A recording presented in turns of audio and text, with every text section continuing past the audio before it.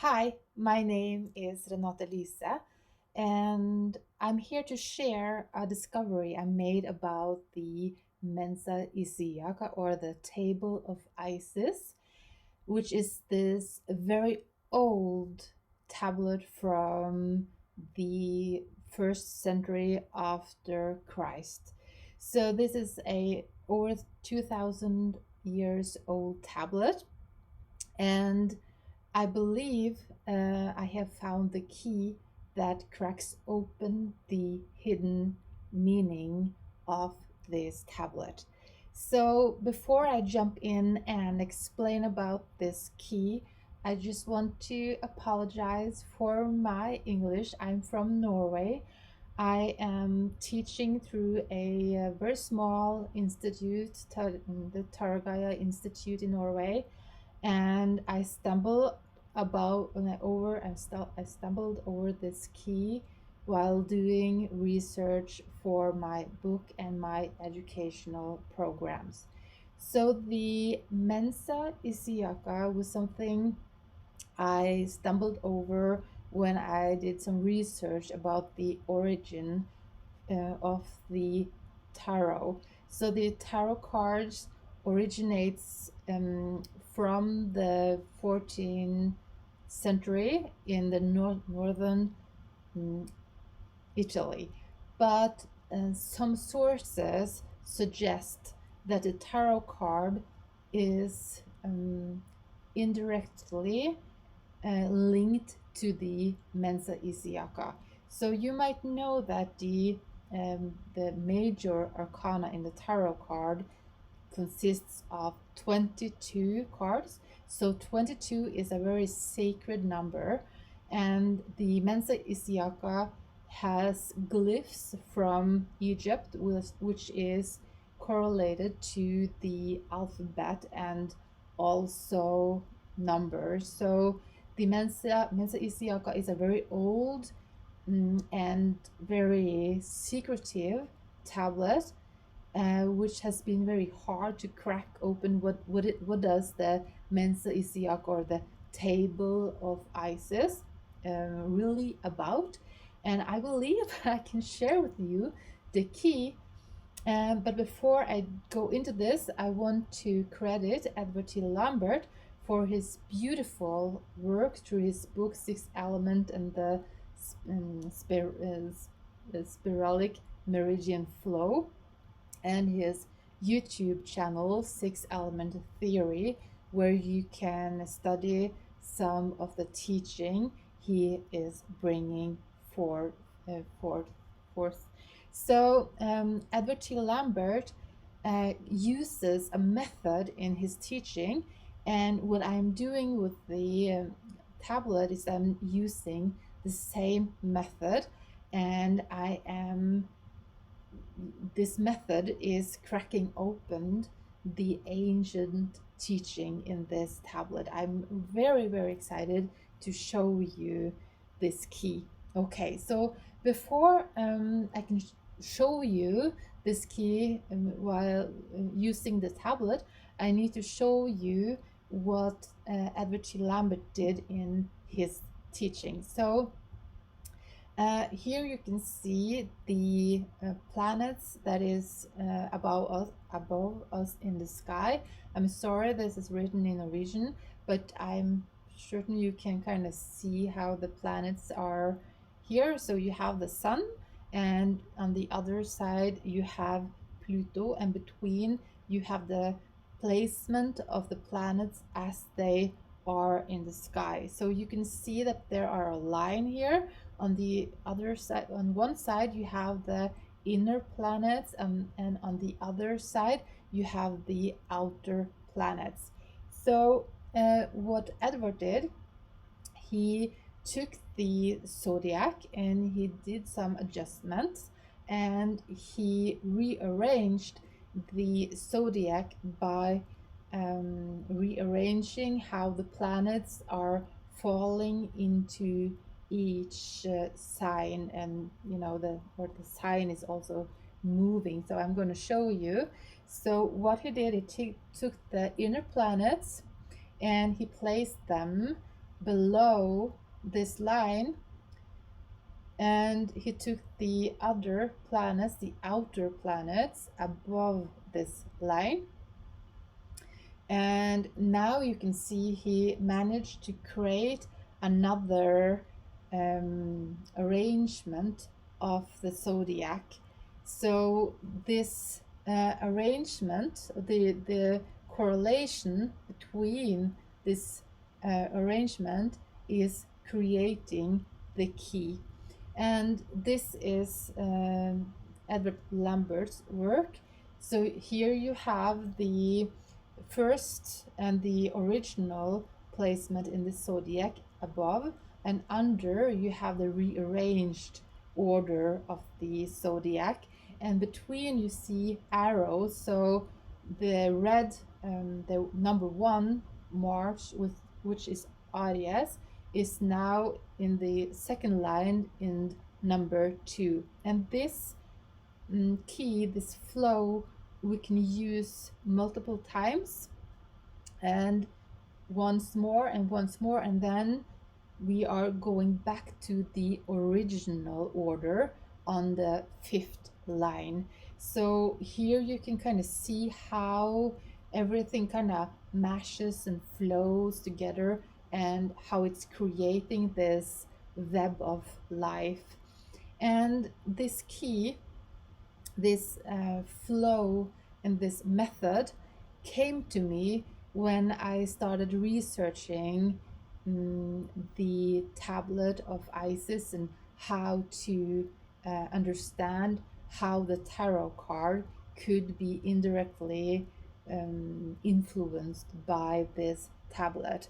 So I came over this book by Manly P. Hall, the book is called The Secret Teaching of All Ages. This is the Kindle edition, page 344. And here I stumbled over a sentence. A more profound interpretation is found in the correspondence between the 12 figures in the upper panel and the 12 in the lower.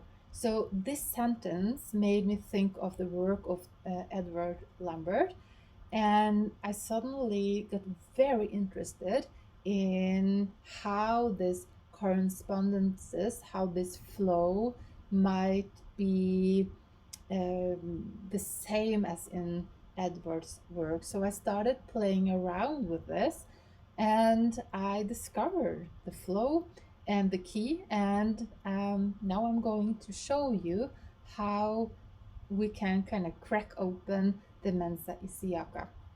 So on another page in this book, Manly P. Hall, he is showing how the different letters in the upper panel of the Mensa Isiaca is connected to each of the signs in the zodiac. So I have made the, you can see it here in bold. So the upper panel contains the 12 figures of the zodiac arranged in 4 triads. So the triads is this 4 squares in the top panel.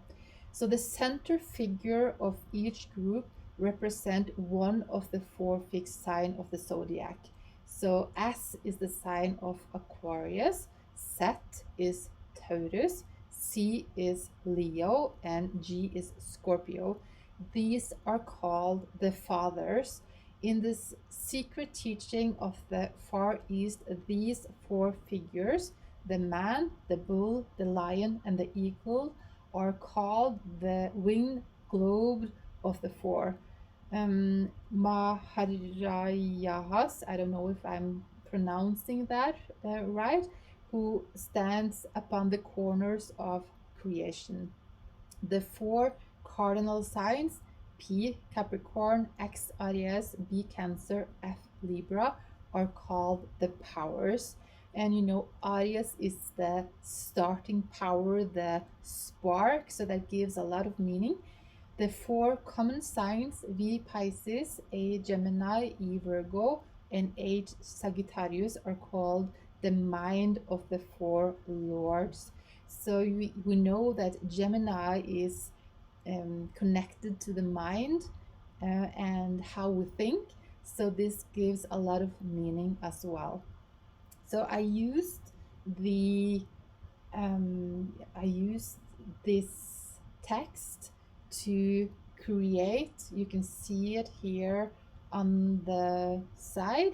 So this is the order from the text, and I have marked these letters with circles, so you can see that winter S, and you can see the spring Taurus is set, so it has its own rhythm.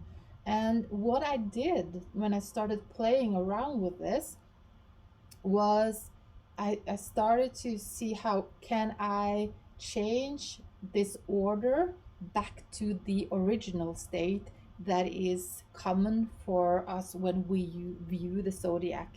So I did that by grouping together. You can see this in the middle column. So the winter, the spring, summer, and autumn. And I then, because we know that Pisces is number 12 and Aries is number 1, when from the original state, I just used those number to find the original state. So you can see this in the third column, and this is from Westcott's the Isaiah tablet, which is the same as the tablet of Isis and Mensa Isiaca. Same, different name for the same tablet. Okay, so what I did next was I aligned this as on this, like Edward Lambert did. He was watching how this flow was created when he rearranged the zodiac. So I just used his thoughts on how to create a flow. And you can see here on the top is the original state, just starting with winter. So you have Capricorn, Aquarius, Pisces, Aries, Taurus, and so on. So you can have the original state.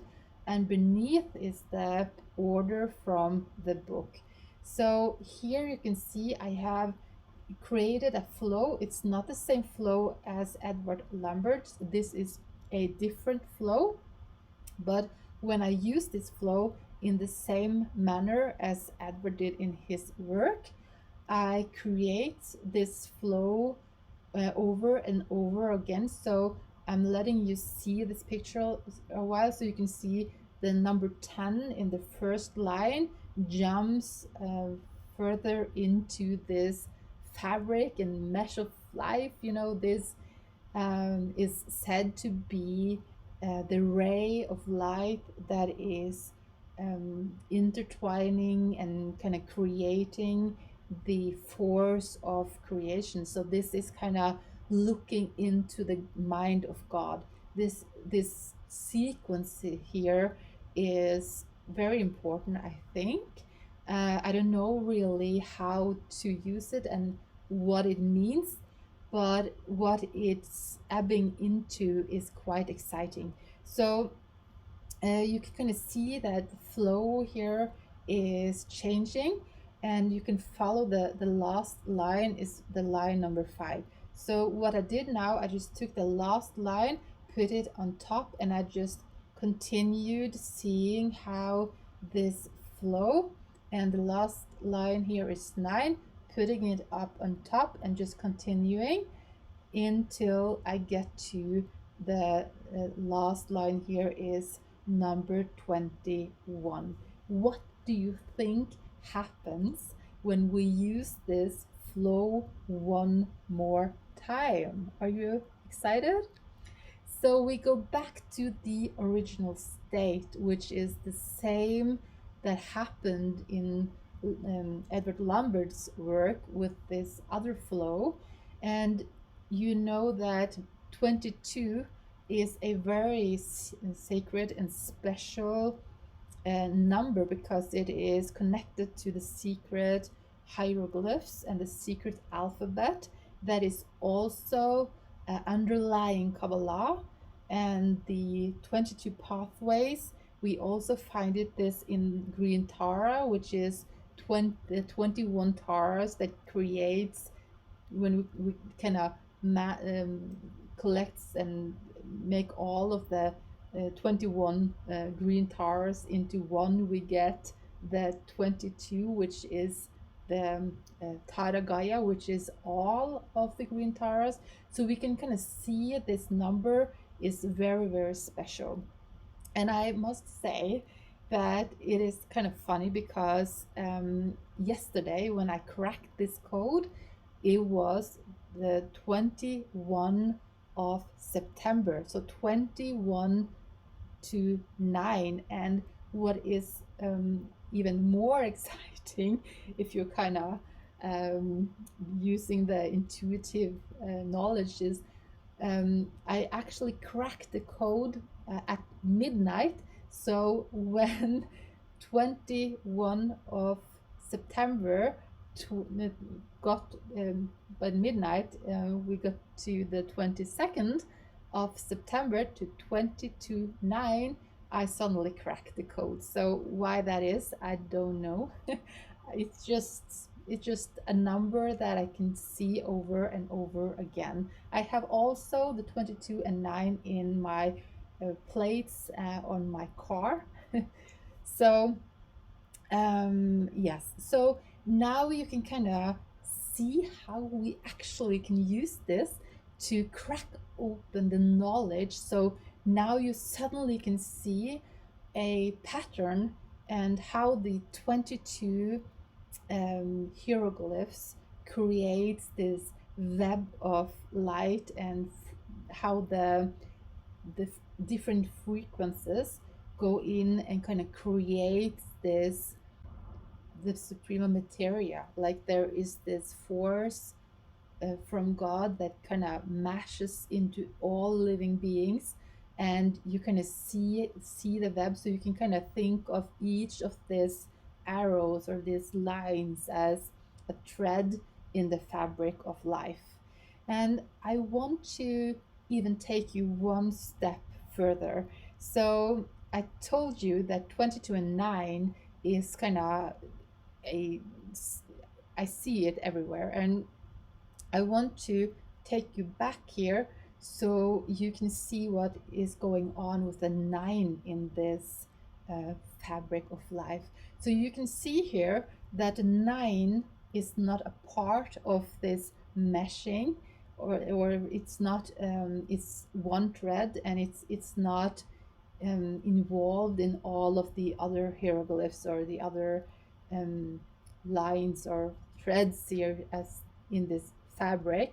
It is not at all involved. It just keeps to itself. And I think that is extremely, I get very curious. So I want to take you into some of the materials in my book and my educations. So I want to show you what happens to the 9. So through my research, and I think it was Edward that said to me that, you know, this 12 step actually have a 13th step, and the 13th step is when everything goes back again to nothing. It is like things are starting to dissolve. So the 13th step is dissolving, you know, okay? So I started doing some research about the 13, and suddenly I came into this knowledge about the 13th sign of the zodiac. So we are very familiar with the 12 signs of the zodiac, which is originating from Babylon, which is the same space where this tablet of Isis is coming from. It's coming from the Egypt, which also is the old Babylon. Babylon was a area to 2000 year before Christ, and this tablet was created in the first half century after Christ. So there are some very interesting, deep knowledge here that is very excited. I'm very excited about, as you might see. So in Babylon, when they created the zodiac, the sky was different because the earth hadn't rotated that much. Now we are 4,000 years later.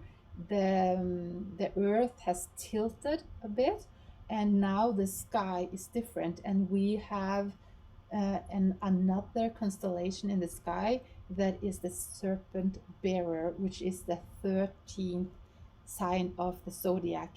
So in the 12, the ordinary old zodiac from Babylon that we use today when we use astrology, we don't consider the constellation as they really are. We are using the sky from which it presented itself in the Babylon time. Okay, so if you kind of starting like I am working to find out how is this mesh of energy and light affecting us here and now, I get very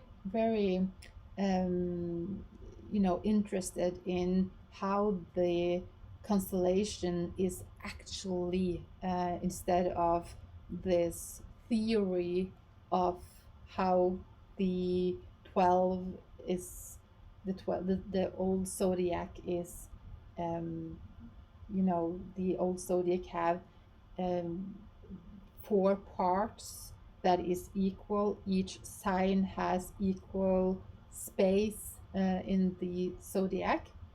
But when you take in the 13th sign of the zodiac and you actually matches how much space it is in the sky, you get a very different zodiac than we are used to. So here you can see the 13 sign zodiac, and you can see that it is number 9.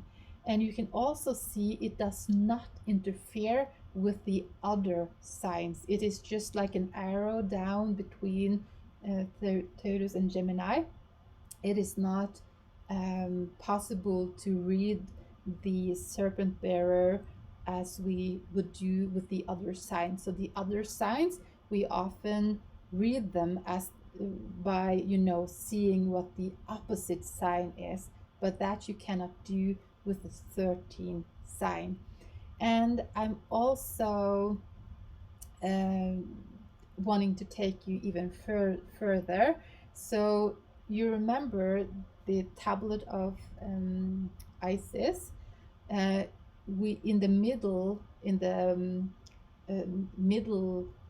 panel, you can see this beautiful Isis, which is the soul of the universe, and it is in the middle of the tablet. And in the Kabbalah, the tree of life, which you can see here, we have the similar force in Tiferet that is balancing and keeping all of this together. Okay, so now you can kind of see that it is overlapping the tablet, and the tree of life is overlapping.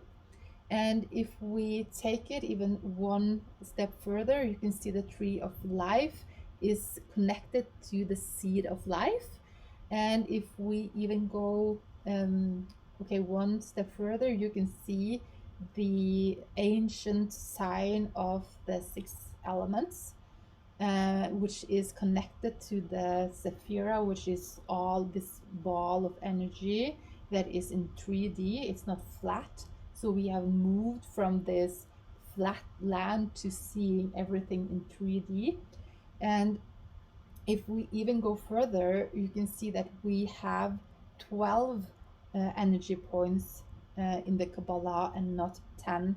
And if we take this into account, and I also have to just say, let you just see the in the middle here is this white dot, which is the Isis, which is the, you know, the center of the tablet of Isis, and it's Tiferet in Kabbalah, and it is the center of the seed of life.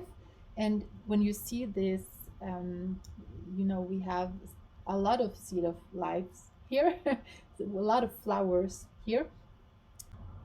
So we can use this as a, you can kind of see the similarity when we use Edward T. Lambert's view of the Sephira that is all around us.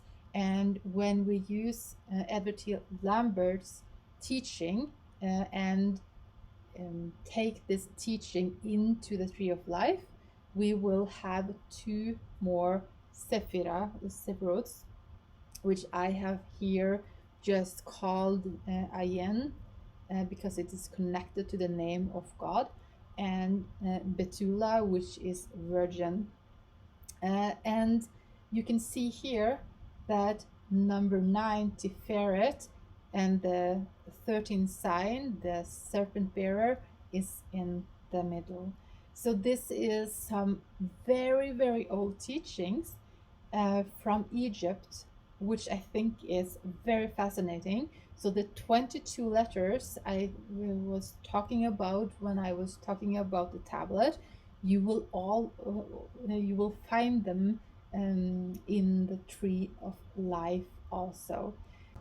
So I hope that was inspiring, and that you get a urge to jump into this and try to understand what this mean, and maybe this help to lift up this Mensa Isiaca as a key to understand the old wisdom that is coming from Egypt and from the line of Isis.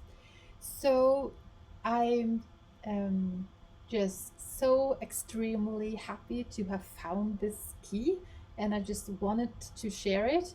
If you have any feedback at all, please send me an email. You will find my contacts information below this video. So I want to again say thank you to Edward T. Lambert for his beautiful work. And I will also, I'm so happy to have found this knowledge, and I can't wait to start using it. So thank you and goodbye.